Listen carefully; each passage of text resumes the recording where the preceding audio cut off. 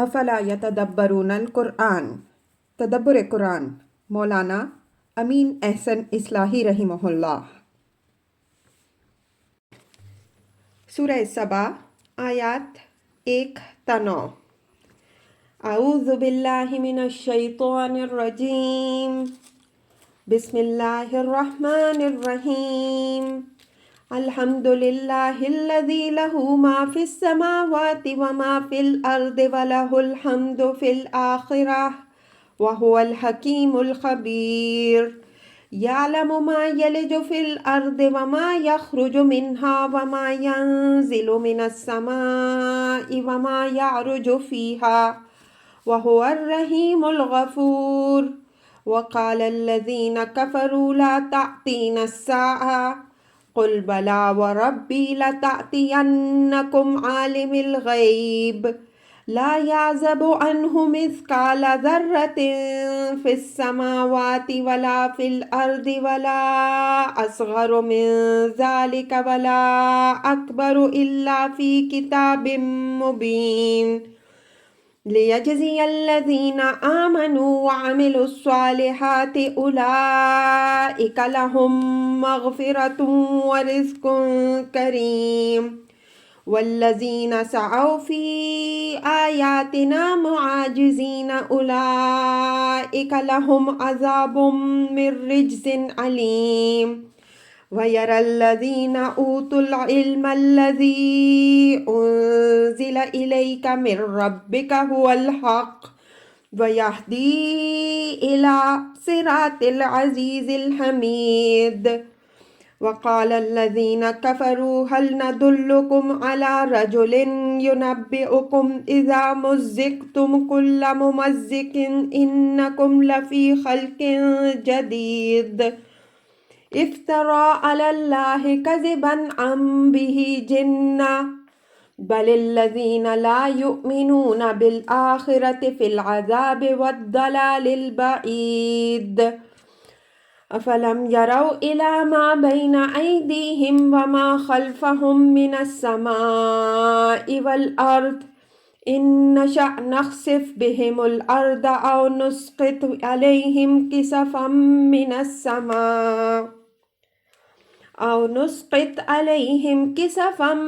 السماء ان في ذلك لآية لكل عبد منيب۔ ترجمہ۔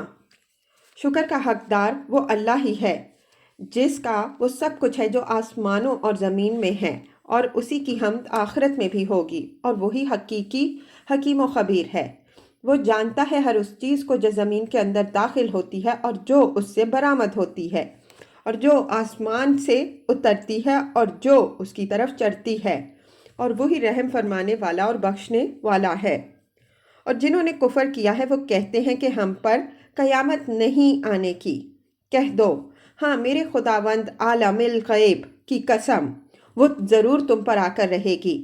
اس سے ذرا برابر بھی کوئی چیز مخفی نہیں ہے، نہ آسمانوں میں اور نہ زمین میں، اور نہ اس سے کوئی چھوٹی چیز اور نہ بڑی، مگر وہ ایک واضح کتاب میں مرقوم ہے، تاکہ ان لوگوں کو صلہ دے جو ایمان لائے اور جنہوں نے نیک اعمال کیے۔ وہی لوگ ہیں جن کے لیے مغفرت اور رزق کریم ہے، اور جو ہماری آیات کو زک پہنچانے کی سعی میں سرگرم ہیں، وہی ہیں جن کے لیے دردناک عذاب کا خاص حصہ ہوگا۔ اور جن کو علم عطا ہوا ہے وہ اس چیز کو جو تمہاری طرف تمہارے رب کی جانب سے اتاری گئی ہے سمجھتے ہیں کہ یہی حق ہے، اور وہ خدائے عزیز و حمید کے راستہ کی طرف رہنمائی کرتی ہے۔ اور جنہوں نے کفر کیا ہے وہ کہتے ہیں کہ کیا ہم تم کو ایک ایسا آدمی دکھائیں جو تم کو یہ خبر دے رہا ہے کہ جب تم بالکل ریزہ ریزہ ہو جاؤ گے تو ازسر نو ایک نئی خلقت میں اٹھائے جاؤ گے؟ کیا اس نے اللہ پر جھوٹ باندھا ہے یا اس کو کسی قسم کا جنون ہے؟ بلکہ جو لوگ آخرت پر ایمان نہیں رکھتے وہی عذاب اور نہایت دور کی گمراہی میں مبتلا ہیں۔ کیا انہوں نے اپنے آگے اور اپنے پیچھے آسمان و زمین پر نظر نہیں ڈالی؟ اگر ہم چاہیں تو ان کے سمیت زمین کو دھسا دیں یا ان پر آسمان سے ٹکڑے گرا دیں، بے شک اس کے اندر ہر اس بندے کے لیے بہت بڑی نشانی ہے جو متوجہ ہونے والا ہو۔ الفاظ کی تحقیق اور آیات کی وضاحت۔ الحمدللہ الذی لہ ما فی السماوات و ما فی الارض ولہ الحمد فی الآخرہ وہو الحکیم الخبیر۔ اوپر ہم اشارہ کر چکے ہیں کہ اس سورہ کی بنیاد شکر اور اس کے لوازم اور مقتضیات پر ہے، اور سورہ فاتحہ کی تفسیر میں یہ حقیقت بھی واضح ہو چکی ہے کہ شکر ہی پر توحید اور پھر پورے دین کی عمارت قائم ہے۔ منعم کے شکر کا واجب ہونا انسانی فطرت کی بدیہیات میں سے ہے۔ انسان پر جس کا بھی کوئی احسان ہوتا ہے وہ اس کا ممنون و شکر گزار ہوتا ہے۔ اگر کوئی اپنے محسن کا شکر گزار نہ ہو تو وہ لئیم و کمینہ ہے۔ اسی اصل پر یہ سوال پیدا ہوتا ہے کہ یہ آسمان و زمین کی تمام نعمتیں جن سے انسان ہر لمحہ متمتع ہو رہا ہے اور جن کے اوپر ہی اس کے بقا کا انحصار ہے، کس کی پیدا کردہ اور کس کے قبضہ قدرت میں ہیں؟ یہ سورج، یہ چاند، یہ ابر، یہ ہوا، یہ ستارے اور سیارے کس کے بنائے ہوئے ہیں؟ یہ زمین، یہ دریا، یہ پہاڑ، یہ چرند و پرند، یہ اشجار و انہار اور یہ سبزہ و گل کہاں سے آئے ہیں؟ ظاہر ہے کہ ان سوالوں کا صحیح جواب یہی ہے کہ یہ ساری چیزیں اللہ تعالیٰ ہی کی پیدا کردہ ہیں، اسی کی مملوک اور اسی کے دست تصرف میں ہیں۔ پچھلی صورتوں میں آپ پڑھ آئے ہیں کہ ان سوالوں کا یہی جواب قرآن کے کٹر سے کٹر مخالفین بھی دیتے تھے۔ اس آیت میں قرآن نے اسی بدیہی حقیقت کی یاد دہانی کی ہے کہ وہی اللہ ہے جو آسمانوں اور زمین کی ہر چیز کا خالق و مالک ہے۔ وہی ان تمام مخلوقات کے شکر کا حقیقی سزاوار بھی ہے جو اللہ کی پیدا کی ہوئی ان چیزوں سے متمتع ہو رہی ہے۔ اس شکر کا لازمی تقاضا یہ ہے کہ سب اسی کی عبادت و اطاعت کریں اور اس عبادت و اطاعت میں کسی دوسرے کو شریک نہ کریں، اس لیے کہ کسی دوسرے کو ان چیزوں کے خلق یا ان کی تدبیر میں کوئی دخل نہیں ہے۔ دوسروں سے انسان کو کوئی فیض پہنچتا ہے تو محض ایک واسطہ و ذریعہ کی حیثیت سے پہنچتا ہے۔ اس وجہ سے اگر ان کا کوئی حق انسان پر قائم ہوتا ہے تو وہ خدا کے حق کے تحت ہوتا ہے، نہ کہ خدا کے حق سے بالاتر یا اس کے برابر۔ وَلَهُ الْحَمْدُ فِي الْآخِرَةِ۔ اوپر کے ٹکڑے میں اللہ تعالیٰ کے اس حق کا ذکر تھا جو اس دنیا کی زندگی میں اس کے ہر بندے پر قائم ہوتا ہے۔ اب اس ٹکڑے میں اس کے اس حق کا ذکر ہے جو آخرت میں آشکارا ہوگا۔ فرمایا کہ اسی کی حمد آخرت میں بھی ہوگی۔ اس ٹکڑے سے کئی باتیں واضح ہوئیں۔ ایک یہ کہ اس دنیا میں اللہ تعالیٰ نے ربوبیت کا جو اہتمام فرمایا ہے اس کا لازمی تقاضا یہ ہے کہ اس کے بعد آخرت کا ظہور ہو۔ اگر آخرت نہ ہو تو یہ تمام ربوبیت بالکل بے معنی اور بے غایت ہو کے رہ جاتی ہے۔ اس نقطے کی وضاحت متعدد مقامات میں ہو چکی ہے، اس وجہ سے یہاں اشارے پر کفایت کیجیے۔ دوسری یہ کہ یہ اہل ایمان کے اس ترانہ حمد کی طرف اشارہ ہے جو آخرت میں تمام حقائق کے ظہور اور اللہ تعالیٰ کے جملہ وعدوں کے ایفا کے بعد ان کی زبانوں سے بلند ہوگا۔ اس کی طرف سورہ یونس میں اشارہ ہے۔ وَآخِرُ دَعْوَاهُمْ أَنِ الْحَمْدُ لِلَّهِ رَبِّ الْعَالَمِينَ، یونس 10۔ اور ان لوگوں کی آخری صدا یہ ہوگی کہ شکر کا حقیقی سزاوار اللہ عالم خداوند ہے۔ تیسری یہ کہ یہ شرکاء و شفاعہ کی کلی نفی ہے کہ یہ تمام مزعومہ دیوی دیوتا جن کی شفاعت کی امید پر مشرکین نچنت بیٹھے ہیں، آخرت میں سب ہوا ہو جائیں گے، ان میں سے کوئی کسی کے کام آنے والا نہیں بنے گا۔ اس دن مشرکین اپنے معبودوں پر لعنت کریں گے اور معبود اپنے پجاریوں سے اعلان برات کریں گے۔ سب کی پیشی اللہ واحد کے حضور میں ہوگی، اس کا فیصلہ ناطق ہوگا اور سب پر یہ حقیقت آشکارا ہو جائے گی کہ سزاوار حمد صرف اللہ رب العالمین ہے۔ اس حقیقت کی طرف سورہ قصص میں یوں اشارہ فرمایا ہے: لَهُ الْحَمْدُ فِي الْأُولَى وَالْآخِرَةِ وَلَهُ الْحُكْمُ وَإِلَيْهِ تُرْجَعُونَ، القصص 70۔ وہی حمد کا حقدار ہے دنیا میں بھی اور اسی کی حمد ہوگی آخرت میں، اور اسی کے اختیار میں تمام امور کا فیصلہ ہے اور اسی کے آگے تمہاری پیشی ہونی ہے۔ وَهُوَ الْحَكِيمُ الْخَبِيرُ، یہ اوپر کے تمام دعاوی کی دلیل اللہ تعالیٰ کی صفات سے پیش کی گئی ہے کہ وہ حکیم و خبیر ہے۔ اس وجہ سے لازم ہے کہ ایک دن ایسا لائے جس میں اپنے تمام شکر گزار بندوں کو ان کی شکر گزاری کا صلہ دے اور ناشکرے اپنے ناسپاسی کی سزا بھگتیں۔ اگر ایسا نہ ہو تو یہ دنیا ایک بازیچہ اطفال بلکہ ایک نہایت ظالمانہ کھیل بن کے رہ جاتی ہے، اور العیاذ باللہ یہ ماننا پڑے گا کہ اس کا خالق حکیم نہیں بلکہ ایک کھلنڈرا ہے، حالانکہ اس کائنات کا ذرہ ذرہ یہ شہادت دے رہا ہے کہ اس کا خالق ایک حکیم ہے۔ اسی طرح اس کے حکیم ہونے کا بھی یہ بھی تقاضا ہے کہ اس کے بے لاگ عدل کو کسی کی سفارش باطل نہ کر سکے، اس لیے کہ اس صورت میں بھی اس کے حکیم ہونے کی نفی ہو جاتی ہے۔ علاوہ عظیم وہ خبیر ہے، اس لیے جب اس نے ہر چیز پیدا کی ہے تو ضروری ہے کہ وہ اس کے ایک ایک ذرے اور ایک ایک حرکت و سکون سے باخبر بھی ہو۔ چنانچہ فرمایا اَلَا يَعْلَمُ مَنْ خَلَقَ، الملک 14، کیا وہ نہیں جانے گا جس نے سب کچھ بنایا؟ اس کے اس محیط کل علم کا لازمی تقاضا یہ ہے کہ وہ کسی معاملے کا فیصلہ کرتے وقت نہ کسی دوسرے کے علم و خبر کا محتاج ہو اور نہ کوئی اس کو اپنی جھوٹی سفارش سے فریب دے سکے۔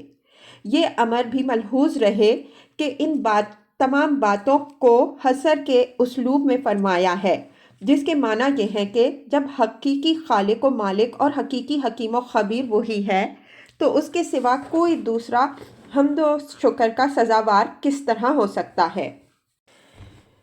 یعلم ما یلج فی الارض وما یخرج منہا وما ینزل من السماء وما یعرج فیہا وہو الرحیم الغفور۔ یہ اسی صفت خبیر کی وضاحت ہے کہ اس کا علم اس کائنات کے ایک ایک ذرے اور ایک ایک حرکت و سکون کو محیط ہے۔ جو دانہ زمین میں ڈالا جاتا ہے وہ اس سے بھی باخبر ہوتا ہے، اور جو پودا اس سے برآمد ہوتا ہے اس کو بھی وہ جانتا ہے۔ اسی طرح آسمان سے جو خیر و شر نازل ہوتا ہے وہ بھی اس کے علم میں ہوتا ہے، اور جو چیزیں اس میں صعود کرتی ہیں ان سے بھی وہ آگاہ ہوتا ہے۔ مطلب یہ ہے کہ اس کا علم تمام کلیات و جزیات کو محیط ہے اور وہ ہر چیز کی نگرانی فرما رہا ہے۔ اس کی مملکت میں کوئی چھوٹی سی چھوٹی چیز بھی نہ تو اس کے دائرہ علم سے باہر ہے اور نہ یہ ممکن ہے کہ اس کے کسی گوشے میں اس کے علم و اذن کے بغیر کوئی کسی قسم کی نقل و حرکت یا دراندازی کر سکے۔ علم الہی کے اس احاطے کی وضاحت اس مقصد سے کی گئی ہے کہ شرک کے عوامل میں سے ایک بہت بڑا عامل مشرکین کا یہ مغالطہ ہے کہ بھلا اتنی ناپید کنار کائنات کے ہر کونے اور گوشے، ہر ایک کے قول و عمل اور ہر ایک کے دکھ اور درد سے خدا ہر لمحہ کس طرح واقف رہ سکتا ہے۔ اس وجہ سے اپنے تصور کے مطابق اس کائنات کے مختلف حصوں کو انہوں نے الگ الگ دیوتاؤں میں تقسیم کیا، اس کا تقرب حاصل کرنے اور اس کو اپنی ضروریات سے آگاہ کرنے کے لیے وسائل و وسائط ایجاد کیے۔ جنوں کو آسمان کی خبریں لانے والا مان کر ان کی پرستش کی، فرشتوں کو شفاعت کرنے والا سمجھ کر ان کو دیویوں کا درجہ دیا۔ اس آیت نے ان تمام توہمات پر ضرب لگائی کہ خدا کا علم ہر چیز کو محیط ہے، اس وجہ سے کوئی اس کا شریک و سہیم نہیں ہے۔ وہ اپنی پوری کائنات کے سارے نظام پر خود حاوی اور تنہا کافی ہے۔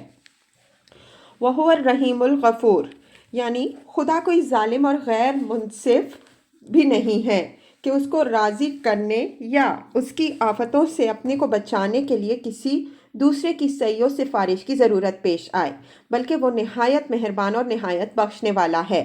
اس کی رحمت کو متوجہ کرنے اور اس کی مغفرت حاصل کرنے کے لیے یہ کافی ہے کہ بندہ اس سے اپنے گناہوں کی معافی مانگے اور توبہ و اصلاح کرے۔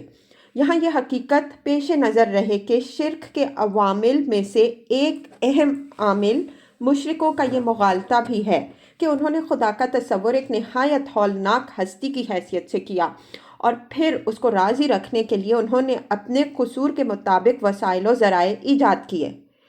اس ٹکڑے نے اس واہمہ پر ضرب لگائی ہے۔ وَقَالَ الَّذِينَ كَفَرُوا لَا تَأْتِينَا السَّاعَةُ قُلْ بَلَىٰ وَرَبِّي لَتَأْتِيَنَّكُمْ عَالِمِ الْغَيْبِ لَا يَعْزُبُ عَنْهُ مِثْقَالُ ذَرَّةٍ فِي السَّمَاوَاتِ وَلَا فِي الْأَرْضِ وَلَا أَصْغَرَ مِنْ ذَلِكَ وَلَا أَكْبَرَ إِلَّا فِي كِتَابٍ مُبِينٍ۔ یعنی جب اللہ حکیم و خبیر ہے، اس کا علم ہر چیز کا احاطہ بھی کیے ہوئے ہے، تو اس کا لازمی تقاضا یہ ہے کہ قیامت ضرور آئے گی، لیکن جو ہٹ دھرم ہیں وہ اس کو ماننے کے لیے تیار نہیں ہیں اور بڑے غرور کے ساتھ انکار کرتے ہیں کہ قیامت ہرگز نہیں آئے گی۔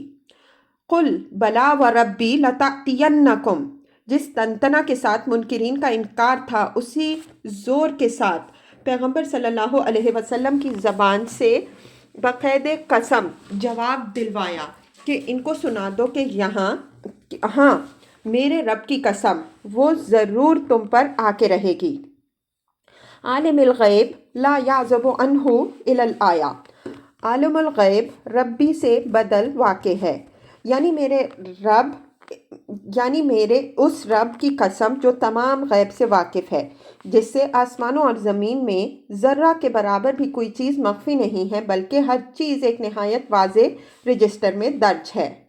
اس آیت میں علم الہی کی وسعت کا بیان منکرین کی تہدید کے مقصد سے ہے کہ وہ چوکنے ہوں کہ اس ڈھٹائی سے وہ قیامت کا جو انکار کر رہے ہیں، تو یاد رکھیں کہ نہ صرف یہ کہ وہ آئے گی، بلکہ ہر ایک کو اپنے ایک ایک قول و عمل کا، خواہ وہ چھوٹا ہو یا بڑا، حساب بھی دینا ہے۔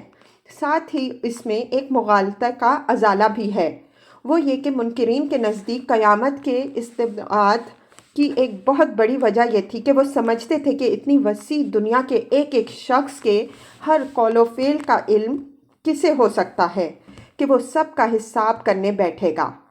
ان کے اس مغالطے کو دور کرنے کے لیے یہاں بھی اللہ تعالیٰ کے محیط کل علم کا حوالہ دیا، جس طرح اوپر توحید کے سلسلے میں دیا ہے۔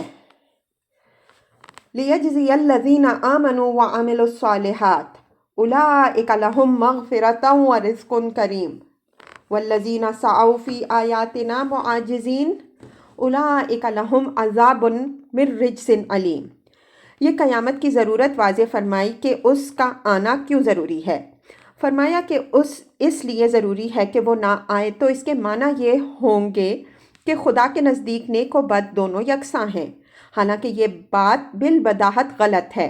یہ دنیا کوئی اندھیر نگری نہیں ہے، اس وجہ سے لازمی ہے کہ ایک ایسا دن آئے جس میں اللہ تعالیٰ ایمان و عمل صالح والوں کو ان کی نیکیوں کا صلہ، اور جنہوں نے اللہ کی باتوں کو شکست دینے کی کوشش کی ان کی اس صحیح نامراد کی سزا دے۔ یہاں یہ بات قابل توجہ ہے کہ قیامت کا اصل مقصد اہل ایمان کو صلہ دینا بتایا گیا ہے، اس لیے کہ اس کا اصل مقصود در حقیقت ہے ہی یہی۔ مجرمین کو سزا دینا اس کے مقاصد میں نہیں بلکہ اس کے لوازم و نتائج میں سے ہے۔ اللہ تعالیٰ نے یہ دنیا رحمت کے لیے بنائی ہے اور اس رحمت ہی کے لیے اس نے آخرت کا دن بھی رکھا ہے، لیکن اس کا لازمی نتیجہ یہ بھی نکلے گا کہ جو لوگ اپنے آپ کو اس رحمت کا سزاوار نہیں بنائیں گے وہ اس کی نقمت کے سزاوار ٹھہریں گے۔ اہل ایمان کے لیے دو چیزوں کا یہاں ذکر فرمایا ہے، ایک مغفرت، دوسری رزق کریم۔ مغفرت سے مراد ہے کہ ایمان و عمل صالح کی زندگی بسر کرتے ہوئے ان سے جو کوتاہیاں اور غلطیاں صادر ہوئی ہوں، اللہ تعالیٰ ان سے درگزر فرمائے گا۔ رزق کریم ان تمام افضال و عنایات کی ایک جامع تعبیر ہے جن کے وہ جنت میں وارث ٹھہریں گے۔ کفار کا ذکر یہاں الذین سعوا فی آیاتنا معاجزین کی صفت کے ساتھ فرمایا۔ معاجزہ کے معنی ایک دوسرے کو شکست دینے کے قصد سے باہم مسابقت کرنا ہے۔ مطلب یہ ہے کہ جن کی تگ و دو رات دن اللہ کی آیات اور اس کی باتوں کو شکست دینے کے لیے وقف رہی ہے، ان کو اللہ تعالیٰ رجزن علیم کے عذاب میں سے حصہ دے گا۔ ظاہر ہے کہ یہ اشارہ کفر کے سرغنوں کی طرف ہے جن کے لیے عذاب بھی مخصوص ہوگا۔ اسی مخصوص عذاب کو عذاب من رجز علیم سے تعبیر فرمایا۔ رجز اس عذاب کو کہتے ہیں جو نہایت ہولناک ہو۔ وَيَرَى الَّذِينَ أُوتُوا الْعِلْمَ الَّذِي أُنزِلَ إِلَيْكَ مِن رَّبِّكَ هُوَ الْحَقُّ وَيَهْدِي إِلَى صِرَاطِ الْعَزِيزِ الْحَمِيدِ۔ یہ ان لوگوں کا ذکر ہے جن کو علم حقیقی کی روشنی عطا ہوئی، عام اس سے کہ وہ ان اہل کتاب میں سے ہوں جنہوں نے اپنے نبیوں اور صحیفوں کے علم کو محفوظ رکھا، یا ان سلیم الفطرت لوگوں میں سے ہوں جن کے قلوب ان کی سلامت روی کے باعث قرآن کی روشنی میں مستنیر ہوئے۔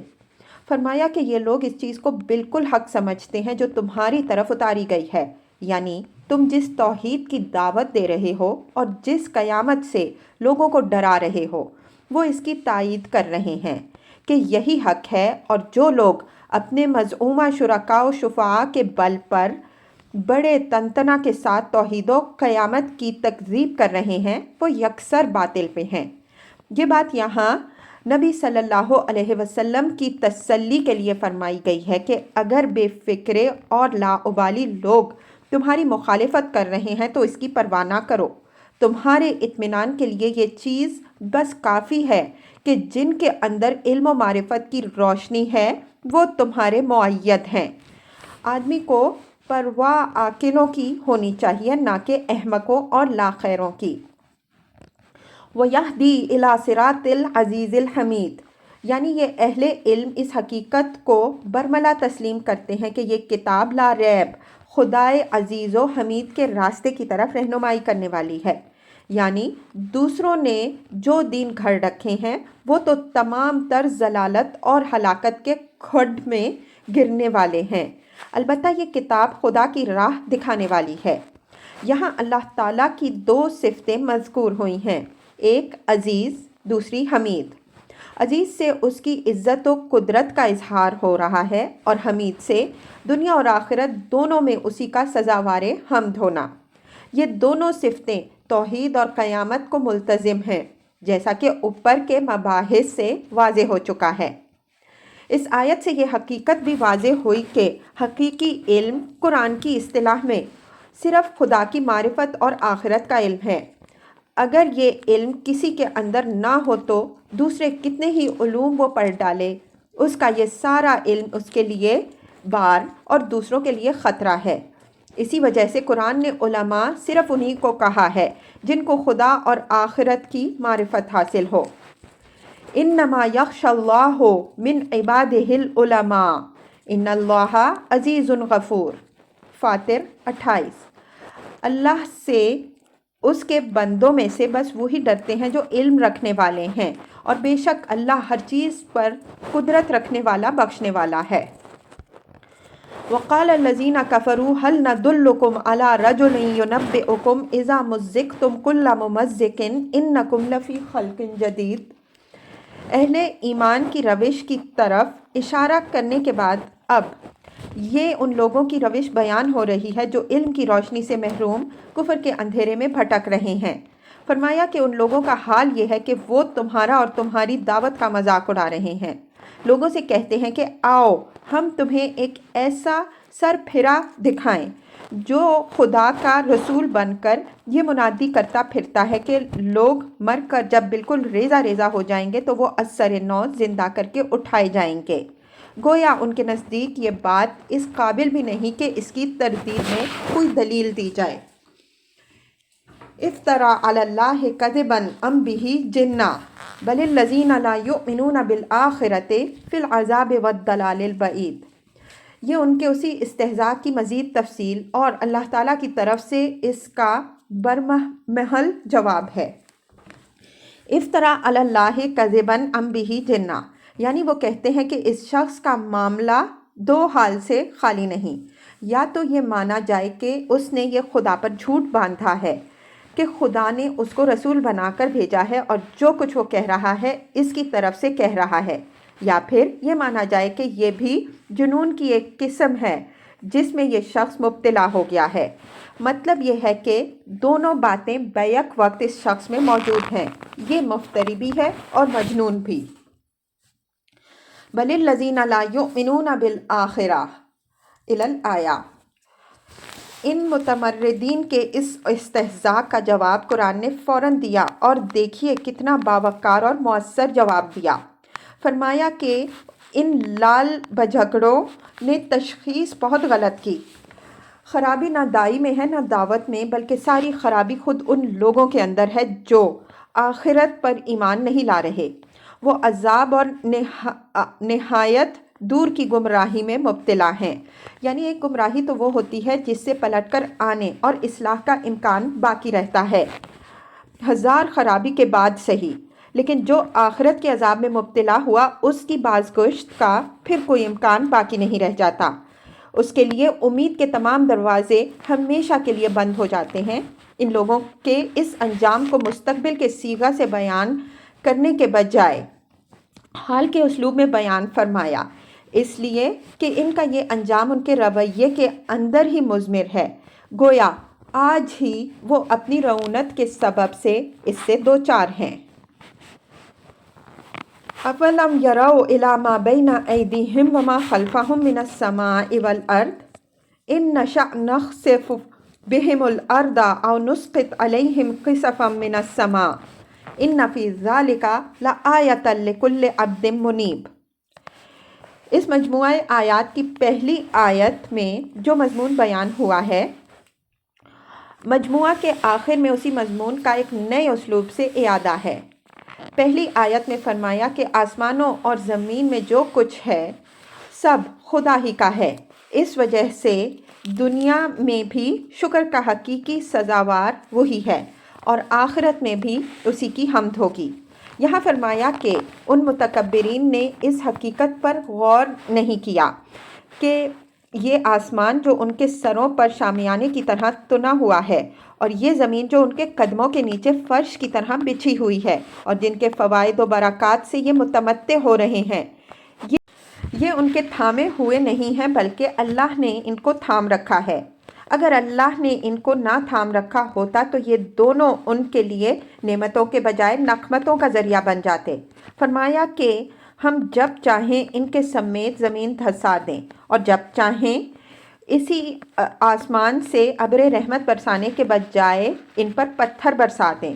اس کائنات کی کوئی چیز بھی انسان کو بالائے اضطرار نفع نہیں پہنچا رہی بلکہ خدا کے حکم سے پہنچا رہی ہے، اور کوئی چیز بھی براہ راست انسان کے اختیار میں نہیں بلکہ خدا کے حکم سے وہ اس کی نفع رسانی میں سرگرم ہے۔ یہ ایک واضح حقیقت ہے جو انسان پر واجب کرتی ہے کہ وہ کسی نعمت پر اترائے نہیں بلکہ اپنے اس رب کا شکر گزار رہے جس نے اس کو یہ نعمت بخشی ہے، اور اس کو خدا کی نافرمانی اور اس سے بغاوت کا ذریعہ بنانے کے بجائے اس کو اسی کی خوشنودی اور فرمانبرداری میں استعمال کرے۔ یہی مضمون آگے والی سورہ فاطر میں جو اس کا مثنیٰ ہے یوں ارشاد ہوا ہے، ان اللہ یمسک السماوات والارض ان تزولا ولئن زالتا ان امسکہما من احد من بعدہ انہ کان حلیما غفورا۔ فاطر 41۔ بے شک اللہ ہی نے آسمانوں اور زمین کو تھامے ہوئے ہے کہ وہ لڑک نہ جائیں، اور اگر وہ دونوں لڑک جائیں تو کسی کی تاب نہیں کہ وہ خدا کے چھوڑ دینے کے بعد ان کو تھام سکے۔ بے شک وہ نہایت بردبار اور بخشنے والا ہے۔